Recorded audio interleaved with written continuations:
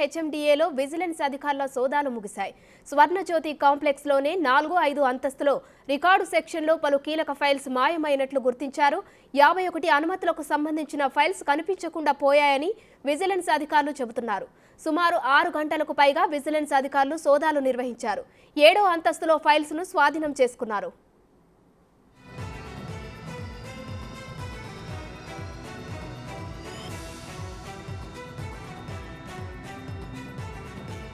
Town planning సెక్షన్లో layout, భవన నిర్మాణాలకు సంబంధించి మాన్యువల్గా అనుమతించిన ఫైల్స్ను స్వాధీనం చేసుకున్నారు.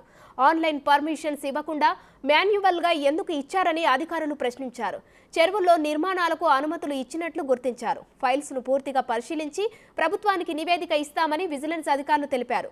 రేపు జీహెచ్ఎంసీ, ఎల్లుండి డిస్ట్రిక్ట్ టౌన్ ప్లానింగ్ కార్యాలయాల్లో విజిలెన్స్ సోదాలు జరిగే అవకాశం ఉన్నట్లు సమాచారం.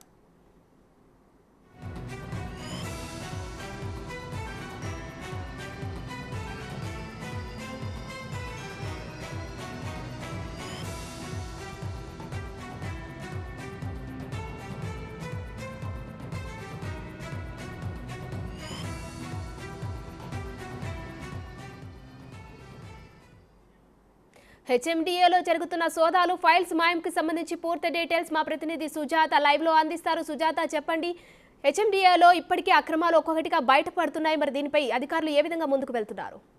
హెచ్ఎండిలో ఉదయం మొదలైనటువంటి విజిలెన్స్ అధికారులు ఫైల్ అనేది క్షుణ్ణంగా పరిశీలించారు. తర్వాత 4-5 ఫ్లోర్లో ఉన్నటువంటి అనుమతులు అంటే ఆన్లైన్ కాకుండా మాన్యువల్గా ఇచ్చినటువంటి అనుమతులకు సంబంధించినటువంటి ఏవైతే డాక్యుమెంట్స్ ఉంటాయో ఆ డాక్యుమెంట్స్ దాదాపు 54 ఫైళ్లు మిస్ అయినట్లుగా కూడా అధికారులు గుర్తించారు. వెంటనే కూడా దానికి సంబంధించినటువంటి డాక్యుమెంట్స్ని ఎలా మాయమయ్యాయి, గతంలో ఇచ్చినటువంటి మాన్యువల్ పర్మిషన్స్ ఎందుకు ఇచ్చారు అనే దాని మీద పూర్తి స్థాయిలో అధికారులు అయితే మాత్రం దాదాపు 3 గంటల పాటు విచారించారు. కానీ వాళ్ళైతే మాత్రము ఆ ఫైల్స్కి సంబంధించి ఎలాంటి సమాధానం చెప్పలేదు. దీనికి సంబంధించి కూడా విజిలెన్స్ అధికారులు, ఉన్నత అధికారులు ఎవరైతే పై అధికారులు ఉంటారో ఆ అధికారులకు కూడా ఇన్ఫర్మేషన్ ఇచ్చారు. అంటే గతంలో ఇలాంటి పర్మిషన్లు ఎన్ని ఇచ్చారు, ఎందుకు ఇచ్చారు అనే దాని మీద కూడా పూర్తి స్థాయిలో ఆరా తీస్తున్నారు. ఇప్పటికే అటు 4-5 ఫ్లోర్లతో పాటు 7వ ఫ్లోర్లో టౌన్ ప్లానింగ్ సెక్షన్ ఉంటుంది కాబట్టి ఆ సెక్షన్లో సంబంధించినటువంటి కొన్ని మాన్యువల్గా ఇచ్చినటువంటి అనుమతుల మీద ఫైల్స్ని కూడా స్వాధీనం చేసుకున్నారు. కాబట్టి దాని మీద కూడా పూర్తి స్థాయిలో వాళ్ళు పరిశీలించిన తర్వాత అటు ప్రభుత్వానికి కావచ్చు, అదేవిధంగా ఉన్నత అధికారులకు కావచ్చు ఈ ఫైల్స్ గురించి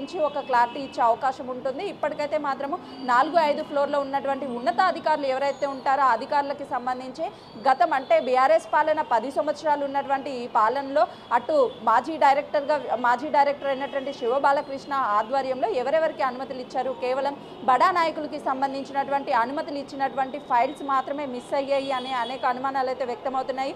ఎందుకంటే అటు ఏదైతే బడా వ్యాపారస్తులు కావచ్చు, రియల్ ఎస్టేట్ వ్యాపారులు కావచ్చు, వీళ్ళందరూ కూడా ఎక్కువగా వెంచర్స్ అనేది చేస్తూ ఉంటారు. కాబట్టి రియల్ ఎస్టేట్కి సంబంధించినటువంటి వెంచర్స్కి సంబంధించి ఇల్లీగల్గా అనుమతులు ఇచ్చి మాన్యువల్గా ఇచ్చి ఆ ఫైల్ని ఇటు విజిలెన్స్ అధికారులు తనిఖీలకు వస్తారు అని తెలిసిన నేపథ్యంలోనే వారం రోజుల నుంచి పూర్తి స్థాయిలో అటు విజిలెన్స్ అధికారులు తనిఖీలు చేస్తారని భయాందోళనతోనే కేవలం ఈ ఫైల్స్ని మాయం చేసినట్లు తెలుస్తుంది. కేవలము ఈ 55 నుంచి 56 ఫైల్స్ మాత్రమే మాయం చేశారా, లేదు అని అంటే ఇంకా ఏమైనా సరే సెక్షన్కి సంబంధించి, ఎందుకంటే చెరువులకి సంబంధించి కావచ్చు, అదేవిధంగా వెంచర్స్కి సంబంధించి కావచ్చు, ప్రతి ఒక్క దాంట్లో కూడా ఏమైనా సరే అవకతవకలు జరిగాయి అనే దాని మీద పూర్తి స్థాయిలో దృష్టి అయితే మాత్రం సేకరించిందనే చెప్పుకోవచ్చు. ముఖ్యంగా శివబాలకృష్ణకి సంబంధించినటువంటి అటు కోకాపేట్లో గజం వాల్యూ లక్షల్లో పలుకుతుంది కాబట్టి అక్కడే రియల్ ఎస్టేట్ వ్యాపారులు పూర్తి స్థాయిలో అక్కడ వెంచర్స్ చేయడము, అక్కడ అనుమతులు తీసుకోవడము వీటన్నిటిని చేస్తున్నారు. కాబట్టి అక్కడ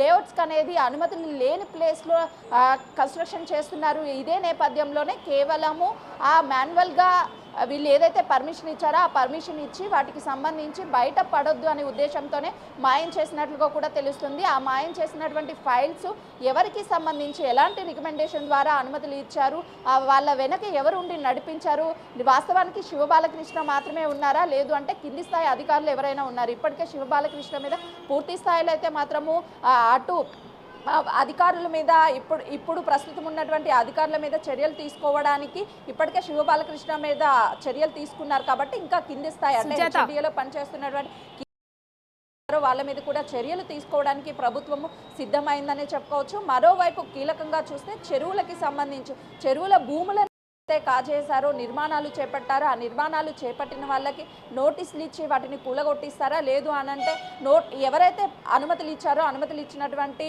అధికారుల మీద చర్యలు తీసుకుంటారా అనే దాని మీద అయితే మాత్రం ఒక సందిగ్ధ ఏర్పడిందనే చెప్పుకోవచ్చు. ఇప్పటికైతే మాత్రం ఫైల్స్ మాయం చేశారు అన్న దాని మీద ఫోకస్ పెట్టారు. అటు రేపు జరగబోయే జీహెచ్ఎంసీ అధికారులు విజిలెన్స్ అధికారుల సోదాల్లో కూడా అక్కడ ఎలాంటి ఫైల్స్ అయినా మాయం చేశారా, ఎందుకంటే ముందుగానే సీఎం రేవంత్ రెడ్డి ఒక హెచ్చరిక జారీ చేశారు కాబట్టి అలర్ట్ అయినటువంటి అధికారులు కేవలము అనుమతులు ఇచ్చినటువంటి వాటి మీద మాన్యువల్గా ఇచ్చినటువంటి వాటి మీదే ఫోకస్ పెట్టి ఏదైతే చిక్కుంటాము ఇరుక్కుంటాము అనే అధికారులకి ఒక అనుమానం అయితే వచ్చిందో ఆ అనుమానం ప్రకారమే పక్కా ప్లాన్తోనే ఆ డాక్యుమెంట్స్ అయితే మాత్రము మాయం చేశారనే చెప్పుకోవచ్చు. ఇంకా ఏమైనా లోపాలు ఉన్నాయా లోటుపాట్లు ఉన్నాయా అనే దాని మీద కూడా ఒక క్లారిటీ రావాల్సి ఉందనే చెప్పుకోవచ్చు.